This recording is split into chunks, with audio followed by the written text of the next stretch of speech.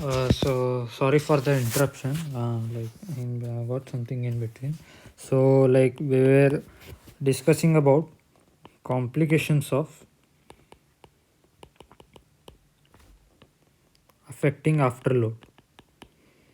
As I have said about the atherosclerotic plaques which are found in the blood vessels.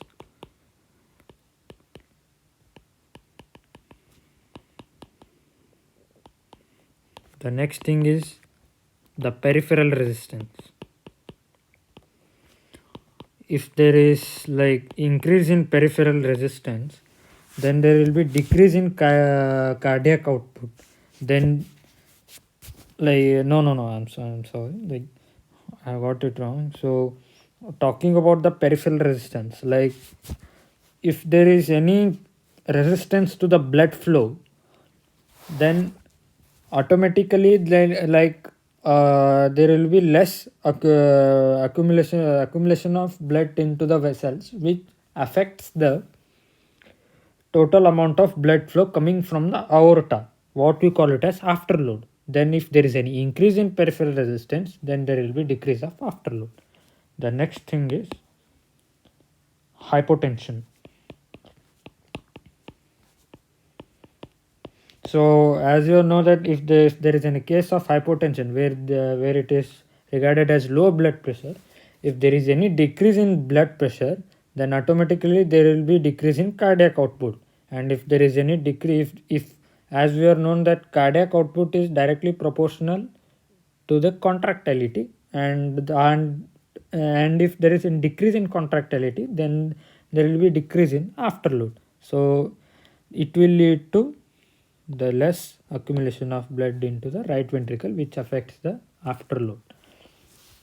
So now coming up to the next one, what we call it as flow, blood flow.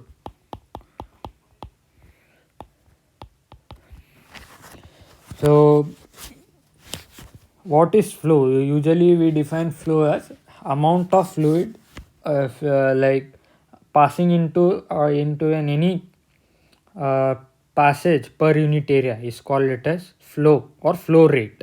We call it as flow rate. So how do we what is the SI unit we assign to it? It is nothing but centimeter cube per minute. Now talking about velocity of the blood. So how do we define the velocity of blood? It is nothing but, if you take in aspect of physics, we define it in terms of meter per second, but in terms of blood or in terms of physiology, we define it in terms of centimeter per minute. Okay, so let us talk about how velocity is represented in terms of flow or flow rate. Usually velocity is represented in terms of flow by area. So now if there is an increase in blood flow, if we talk in terms of blood vessels, if there is an increase in blood flow, then it will directly affect the velocity, which will lead to increase in the velocity of the blood. So we can define like this: velocity is directly proportional to the flow, and if there is a decrease in area, then velocity increases. So we can say that velocity is inversely proportional to the area of the blood vessel.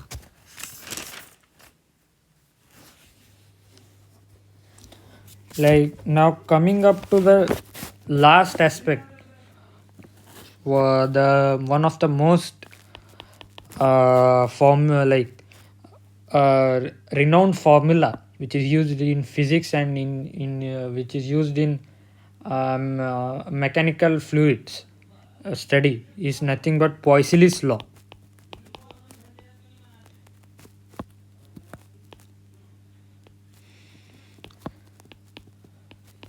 I'm sorry if I got the spelling mistake wrong. So now talking about the Poiseuille's law. So what does the Poiseuille's law state?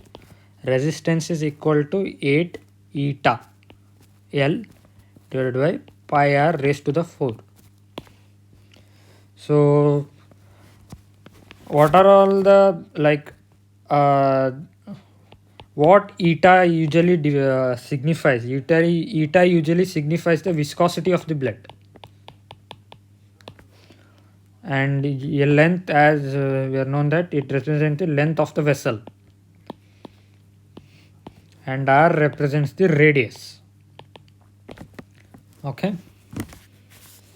Now we can say that if there is now we can relate with the terms which are which is present, which is in the formula. So if there is increase in resistance, then it directly affects the viscosity by increasing the velocity viscosity of the blood. Now if there is increase in resistance, then it directly affects the length of the capillary or length of the capillary bed. So if you talk about the vice versa of the both things, if there is increase in length of the blood vessel, then there will be increase in resistance to the blood flow, and if there is an increase in viscosity of the blood vessel, it will directly affects by increase in resistance. Now talking about the resistance, how does it affect the radius of so it is usually inverse of what we call it, inverse of 4 times of radius. So if there is decrease in radius, then automatically it will increase the resistance of the blood vessel. So we can say that radius is inversely proportional to the resistance of the blood vessel. Now talking about increase in viscosity of blood, what are all the causes which lead to increase in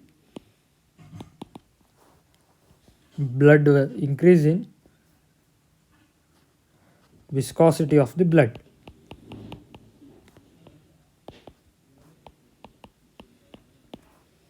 So the first aspect is about polycythemia. So what do you mean by polycythemia? If there is elevated amount of RBCs present in our blood, then it represents RBCs. So now talking about what are all the causes which may decrease in viscosity of the blood.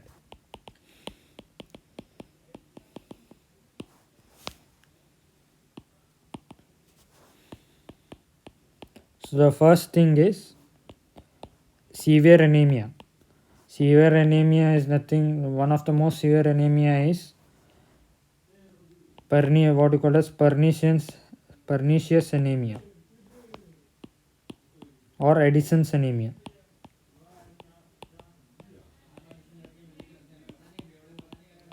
Addison's anemia. Okay.